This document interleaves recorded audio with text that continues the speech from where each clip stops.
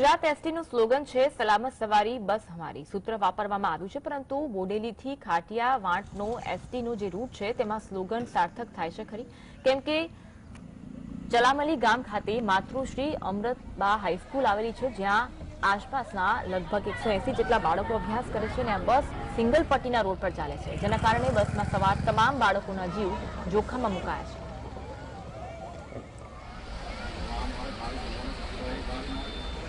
હું બગલિયાથી દરરોજ અપડાઉન કરું છું।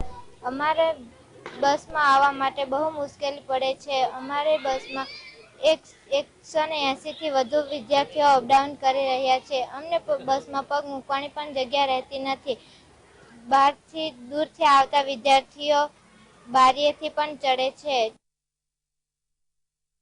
આ 180 થી 190 બાળકો વચ્ચે માત્ર ને માત્ર એક જ બસ ફાળવવામાં આવેલી છે।